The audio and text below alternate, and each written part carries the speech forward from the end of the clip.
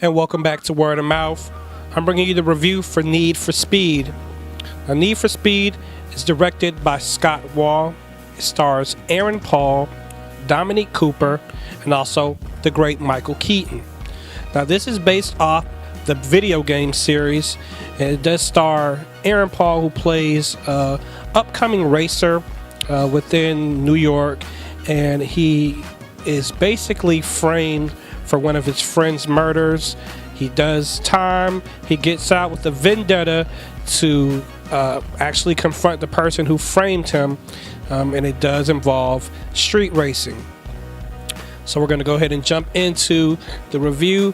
For the acting of this film, I'm going to give this a 3. There were some familiar faces. Aaron Paul, we've seen him play Jesse in Breaking Bad, so we know he does pretty good. Michael Keaton, of course, what hasn't he done? He's a great actor. He provides some great narration and direction to the story to fill in some of the gaps. There are some other familiar faces. Nothing that they've done too major. So the acting will also, Kid Cudi, he made his acting debut. He plays the token, comic relief, doing a bunch of silly stuff, dancing. But I think his role, it was good for, just the element and where he fits in with Aaron Paul and his character. Outside of that, there was nothing too impressive. This movie, as far as the acting goes, with any of the other featured actors or co-stars, it really rests greatly on Aaron Paul's shoulders. So with the acting, I'm just gonna leave that with a 3. Nothing terrible, but nothing extraordinary either. For plot, I would actually give this a 3.5. Wanted to also give that a 3, but I would say that people are going to look at this one and say, what is the difference between Fast and the Furious? Because, of course, that's the biggest franchise that we've been getting with street racing within, the past 10 years. And I would say that the plot of this movie, while it's not something that's totally just ordinary or something that's totally, fresh out of the box, it is something that elements that we've seen here and there.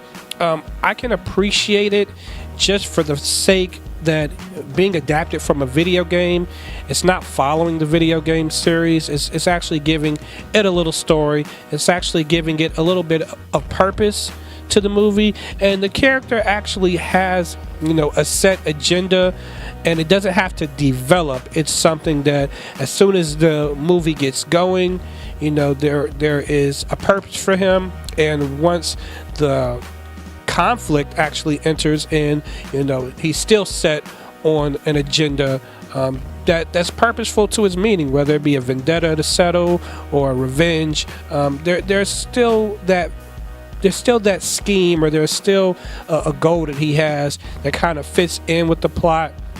So I can appreciate it for that. So I'm going to give the plot a 3.5. For the entertainment, I'm going to also give that a 3. The scenes, you can tell that there wasn't too much computer animated, so I could definitely appreciate that.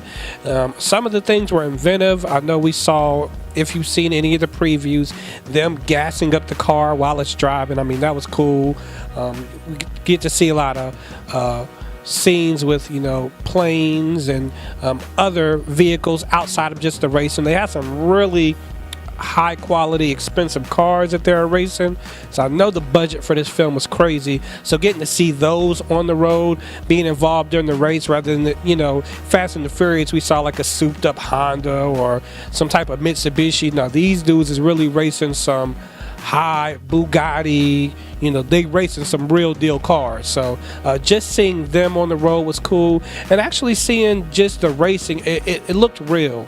Of course, it's been choreographed and practiced many a times by stunt drivers, of course, but the actual scenes look legit. So I can respect it just on the strength of that. That's really where the entertainment is going to lie. It's nothing, it's not as much action outside of the car, which I would have liked it to. even though, I mean, Need for Speed, we're expecting just some awesome car chases. I wanted to see a little bit more just due to what the story was about, but that's basically what we got there.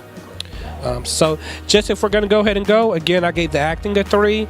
I gave the plot a 3.5. I also gave the entertainment a 3.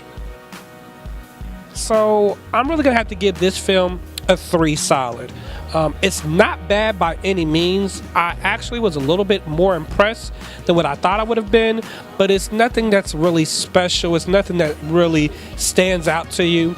It's a good watch, and it may be something, you know, you may want to see again. If you're a car lover or you just love street racing, this is something you definitely would appreciate it. But outside of that, that's really what you're going to get for this film. Well, that's going to be it for the Need for Speed review. Now tune in next week. I'll be reviewing Jason Bateman's Bad Words. Should be a funny comedy. I'm real excited about that. So signing off, I'm Montrel, host for the Word of Mouth Show. Again, this is your source for entertainment news and movie reviews. Stay tuned, and I'll see you next week.